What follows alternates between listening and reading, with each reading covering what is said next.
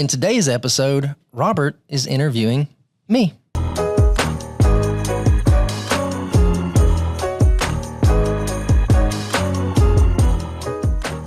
Hello, and welcome to the My Father Said podcast, where we discuss all things faith, finance, and family. I'm one of your hosts, Ryan. I'm both a father and a son. Hey, everybody, I'm Robert. I'm his dad. I'm my dad's son. I'm his girl's granddad. Yep. And baby-to-be's granddad. Baby-to-be, yeah. So for those of you that don't know, my wife and I are pregnant with another baby. We have yet to figure out what the gender is, but when we know, we'll let you guys know. So there it is. Good deal. And today's episode is a little bit different. Normally, I am springing stuff last minute on Dad and not giving him any time to prepare. Well, Dad did the same thing today, and so he is just interviewing me about, I believe, some goals or future plans. He hasn't told me, but we're just going to interview that off the cuff, and we will let you have a front row seat to it. Yeah, we'll see where this goes. So I was thinking, with everything going on in the world this week, we could discuss stablecoin, which President Trump just signed into some process or procedure just this week. But we don't know enough yet about what all's tied into that, so we can't speak on that. We could have discussed the big, beautiful bill. Yep. But, of course, like everything else, you got to vote for it, approve it, and then read it to find out what's in the bill. Mm-hmm. That's how they do things in Washington, and I don't know if anybody's done that just yet, so we're not versed to talk about that. But I do know that, earlier this week, I had the opportunity to go sit in on one of your networking groups to just sit down because you had other things you had to do outside, so you needed somebody to sit in, so I volunteered to go do that. And I come to realize when I was speaking to your group of fellow networkers that you failed to share with them that you have been elevated to president of the Templeton Group. Uh-huh. And even though you've been performing that role for the last couple of years, our firm made it official here not too terribly long ago, right, that you are the president of the Templeton Group and you're driving the future of the company in the direction that it's going. And the folks in your networking group were just stunned. They had no idea.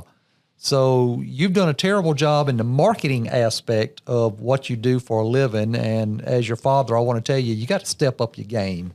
You got to do a little bit better than that. Tell me how else I'm failing as a son. Yeah. Hey, listen, I don't do marketing. I do financial planning, okay? There's a whole industry that can do the marketing. Yeah, but, everybody's favorite topic is themselves. And you would obviously think that you would have maybe shared the announcement with your group that, hi, I have just been elevated to president of the Templeton Group. Do you stand by that statement? Yeah, I just said it on air. You think so? Let me ask you a question. Rest in peace. What do you think John MacArthur's favorite topic was? John MacArthur's favorite topic in the professional world was probably Christianity. Not himself? But in his private life, he probably liked to have an attaboy every now and then. I know that being a pastor, that, because pastors get beat up all the time, he would like to get an attaboy. But was that his favorite topic? Well, I don't know. I never met the man. I never met the man. So anyway, in saying all of these things, I thought that what I would do, since you're being very bashful and close-fisted with this announcement that you have been named president of the company, I thought we would kind of force this to come out and discuss this thing a little bit. So this podcast, our tagline is all things faith, family, and finance. Mm-hmm. So if that is the three-legged stool that we are basing this company upon, and how its foundational stand is within the community and within this industry, I thought I would ask you, since you're going to be leading this company in a direction in the future, I thought I'd ask you a few questions about that. Okay. So I want to just throw these out here at you. So you've been here long enough to get a good idea of personalities, managing people's monies, the expectations, the disappointments, the things that come with being in this industry, you've gotten a good exposure, at least waist deep into them, in your short, brief, but yet productive career that you have pursued here. So I wanted to ask you a question. Looking forward, as the president of the Templeton Group, personally and professionally, on the three topics of faith, family, and finance, I wanted to ask you, what is it, and have you given thought to this, what is it does Ryan Templeton want to accomplish in life in the areas of faith, family, and finance? And so we're going to start with faith because that's the most important one. So what is it that Ryan wants to accomplish in life from faith? What does Ryan want to be known for? When the name Ryan Templeton is spoken out loud in your presence or in your absence, when it comes to faith, what do you want Ryan Templeton to be known for? What do you want to accomplish? I want to grow closer to the Lord. I want to sin less. I want to be closer to the Lord. One of the pastors I like listening to, John Piper, talks a whole lot about just your utmost desire being the Lord. I want that to manifest itself in my life, right? We had one of these conversations during the podcast we did about the CKA. You can either be a financial advisor who's a Christian or a Christian who's a financial advisor. I don't want to be someone who does this and this and this and loves the Lord. I want to be someone that loves the Lord and does A, B, C, and D.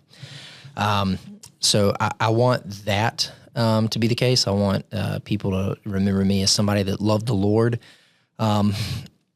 More granular, I want to lead my wife, Alexia, to exercise her gifts as best as possible, in some facet of the church. Hazel and Addie and the little baby that's on the way, want to raise them in a home that is, we're raising them to fear the Lord. Want them to be just inundated with the things of the Lord, the church, and from a young age, want them to, come to a saving faith in the Lord. Want the Lord to let them have a long, happy life in service to Him under lordship of Jesus Christ.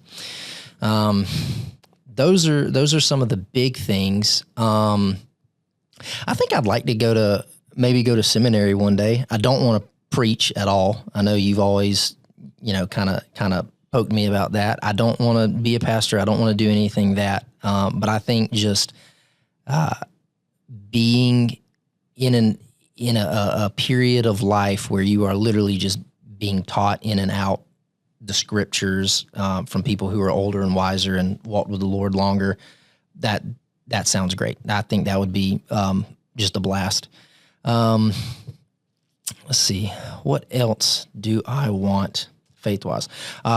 Me and Alexia and the girls are members of Gateway Baptist Church up here. Want to spend many, many, many years in service to that church, sharing the gospel, ministering to the family, the body, just being involved there, loving that church, being loved by that church. I don't know. I think those are some of the big ones. That's good. That's good. It's important to have a foundation, and it's important to have a why. All right. I was sharing with a networking group that I'm involved in that I got to speak in earlier this week, and I shared with them. I said, you can buy Vanguard funds from Vanguard. You can buy them from us. You can buy Fidelity funds from Fidelity. You can buy them from us. Any investment you can get anywhere, you can buy them from that place, or you can get them from us. So you have to ask what the difference is. And the difference is you want to be aligned with someone who has a basis of why they do what they do and a basis of why they are who they are. Right. And if it aligns with something that you agree with and you're comfortable with, it makes your relationship that much stronger going forward. So that was your faith part of it. Let's talk about family. What do you want to accomplish in life within your family? What do you want to be known for? When people say the name Ryan Templeton, what do you want to be known for when it comes to family? Well, I know I want a bunch of kids. I would love it if, looking back, everybody said Ryan and Alexia had a bunch of kids. They wanted a big family, and they had a big family. I would like that.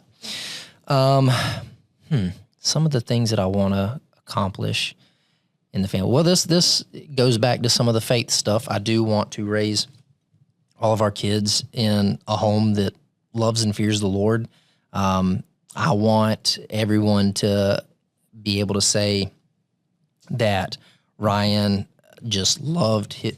What's this? Oh, thank you, Scott. Did you bring this off the head, or did you look this up? Oh, nice. Okay, so Scott told us to look up Psalm 127, 3-5. Behold, children are a heritage from the Lord. The fruit of the womb is a reward. Like arrows in the hand of a warrior, so are the children of one's youth. Happy is the man who has his quiver full of them.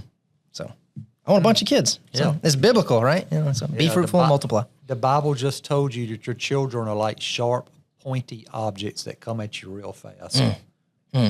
That's what I just heard with that quiver of arrows. No. They're sharp, pointy weapons that go at other people fast, because nobody shoots himself with his own arrow. Unless they come at you. They're your kids. Right, but if they're in my quiver, I'm shooting them at people. Yeah. That's right. It didn't work for us. It's almost as if I'm preparing them to go into all the ends of the earth and share the gospel. Well, that's good. That's good. So back to the question. Yeah. Okay. So, family. Yeah. No, I want to be known as someone who, encourages, the girls, any other kids we have. I want to be known for someone who spoke life into, their lives. I want to be someone that's, encouraging, kind, tells them that they are, how much their worth is and what that's tied to, right? We know, being believers, that every human is immensely valuable and worth a lot because God says so. And so, I want to be able to speak that in all their lives. Some of the other more tangible stuff is, we've got those two little girls. We've already started saving for a wedding. I hope they don't date for a very, very long time. I hope that that's not anywhere near the pipe, but at some point they probably will get married, and Alexia and I would like to pay for that. And, a wedding costs $50,000 right now. I can only imagine what it's going to be in 18 years. Not if you go to the courthouse. Not if you go to the courthouse. There you go. Yep. You just elope somewhere. It's cheaper. Yeah. If I were you, I would tell them, hey, I'll give you $10,000 if you go to the courthouse. And go elope. Yeah. I can either spend 50 or give you 10. It's up to you. Yeah. But we want to do that.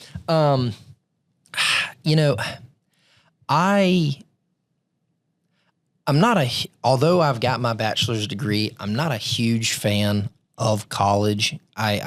We've had this conversation. I think it's just an area of prolonged adolescence. There's this you're not a kid anymore because you're off, but you're also not an adult because you don't really have any responsibilities. You're not contributing to society. You're just kind of there.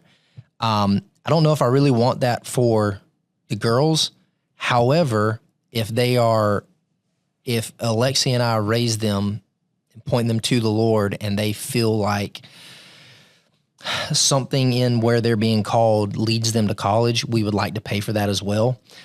So we've got money set aside and money that we're investing to help pay for college in the event that they go. But it's also a wonderful thing with the 529s. If they decide not to go to college, you can start converting that into a Roth IRA. So even if they don't go, that money's not wasted. They still get to use that and benefit for them. And then,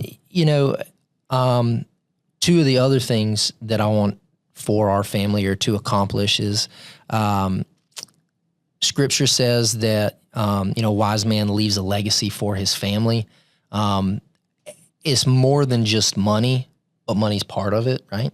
And so when the Lord calls me home and I'm no longer here, I want them to have a legacy of, hey, mom, dad took care of mom, dad took care of us. There is, assets that he left to help us with our life. And, and by the way, we were raised to love the Lord. We were raised to fear the Lord. Like I want to leave that for them. I want them to have something.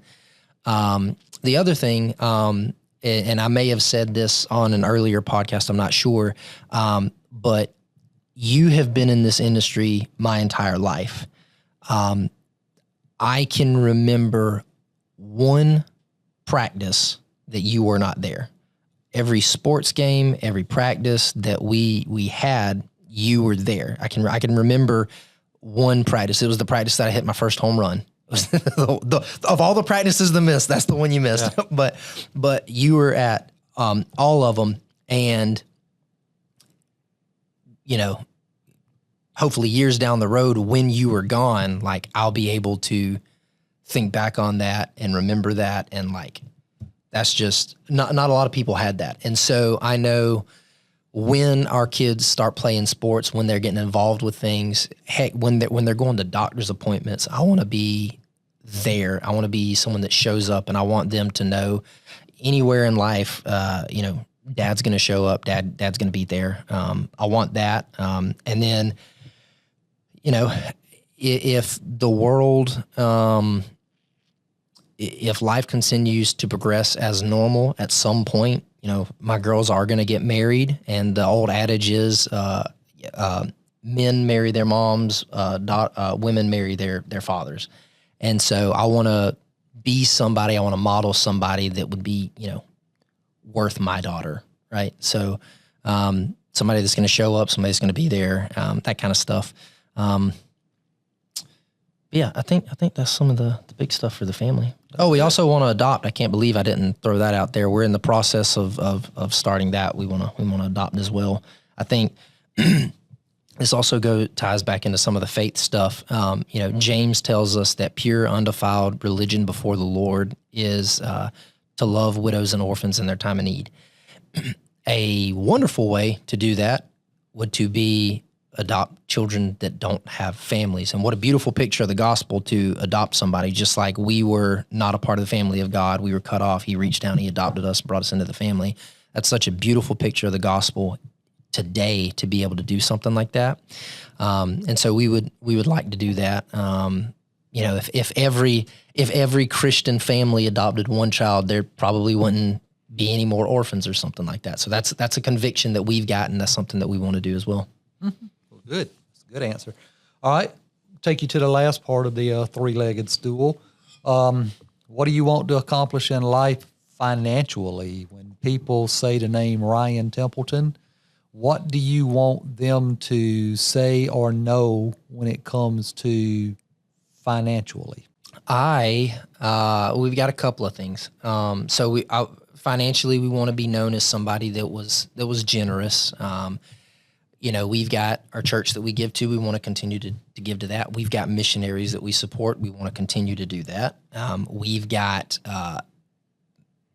ministries that are not affiliated with the church, but it's still a Christian ministry that we support, that we want to continue to do that. We want to be known as somebody that, we had a conviction and we put our money where our mouth was. I had a pastor tell me one time that no matter what, the money comes down to a matter of obedience, right? So if you've got money and you say that you love the Lord and you're not tithing, you're not giving, you're not being obedient. The same thing here. If we're just stewards of the money and the Lord has blessed us with this income, this career, this country, this economy, the place that we get to put our money, the Lord's blessed us with all of that, then we need to, steward that correctly. And part of that does not mean spend every bit of it and just tithe 10%. Have convictions that you want to give money to and stuff. So that's one of the things we want to do. We want to be generous. Some of the other stuff, financially, I've talked about this before with you. I would like to have a net worth of $11 million one day. for the simple fact of that makes you in the top 1%. I played sports all through high school. I'm competitive. I like to win. I like to measure things. That just seems like a good number to get to, being in the top 1%. That's one of the things we want. We want to get our own office space, have something a little more that we can grow into. We want that. Alexi and I, when I get, some different rental properties and things like that, we want to have different sorts of income streams coming in. We want to do things like that. But that's the financial stuff, I think. Well, good. So I wanted to ask these questions today simply because if you're leading the company going forward, I want the people who look to you for guidance to know who you are. And I think this is a great medium to do this here on this podcast, this and on YouTube and website and just being in your social circle or whatever. But I think it's good for people to know what makes your clock tick. What makes you want to get out of bed and do what you do. And in those areas, faith, family, and finance, which everybody who listens to this, their will goes around those three items. Sure. It's constant. You're leading the company into the future. It's good for people to understand who you are. Right. And I mean more than just your name, but who is this person really? Yeah. And I think this is probably a great start to that. So out there in podcast land, I hope as you are looking to consider a firm to manage your money, a firm that will pray for you, a firm that will cheer you on and be one of your biggest cheerleaders, and a firm that will also be the person who might need to speak to you with things that perhaps you don't want to hear. This is who we are. As I started, you can always go straight to Fidelity and buy Fidelity funds, or you can buy them through a broker-dealer like we here at the Templeton Group. But of course, if you're going to develop a relationship, you want to know, does the person that I'm sitting across from the table with, who I'm entering into a financial marriage with, actually, is this the person that I can see myself growing with? And it's important that you know who we are. Ryan is thankfully so much more like his mother than he is his father. But he does have a lot of his father's tendencies. He just doesn't have the rough edges of his father. That is a good way to put that. Yeah. Holy cow. Yeah. So, We call it you salt. yeah. So our company is in great hands going forward, just as when John the Baptist was baptizing Jesus, and a voice from heaven spoke and said, "This is my beloved Son, of who I am well pleased." Ryan, I will go on air and say to you, I am well pleased that you are leading this company into the future. I'm not well pleased, though, that you're pushing me out the door like you are and telling people I'm already halfway semi-retired, as when I walked in yesterday and bumped into some clients.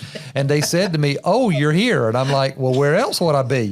And they said, "Well, Ryan said you're practically retired." And I thought, that knucklehead. Yeah, I thought I'm going to bust him. But anyway, one last question for you. We generally ask guests when they come on the show, what is the most remembered or most valued or most known piece of advice that your father gave you growing up? Now, I'm not going to ask you that question, but I am going to ask you that question in a different manner. Have you considered what it is you want your children to say one day when they're asked that question?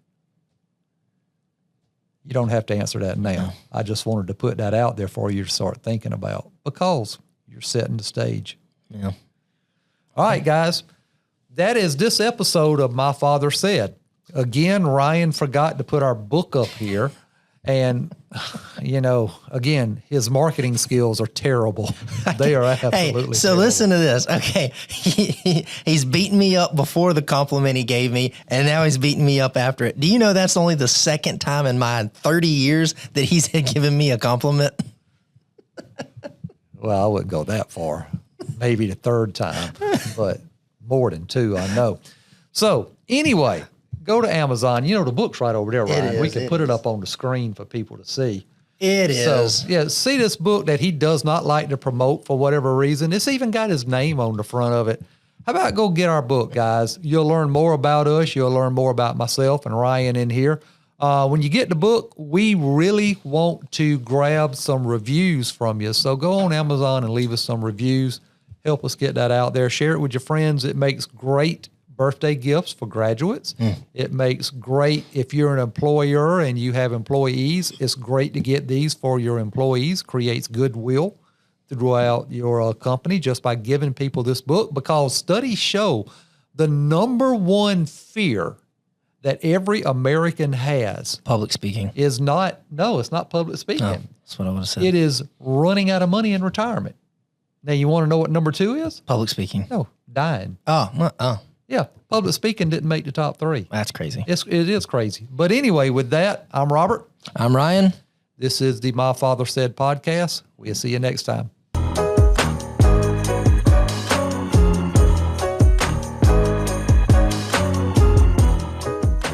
The opinions voiced in this video are for general information only and are not specific advice or recommendations for any individual. All performance reference is historical and is no guarantee of future results. All indices are unmanaged and may not be invested into directly. Economic forecasts set forth may not develop as predicted, and there can be no guarantee that strategies promoted will be successful.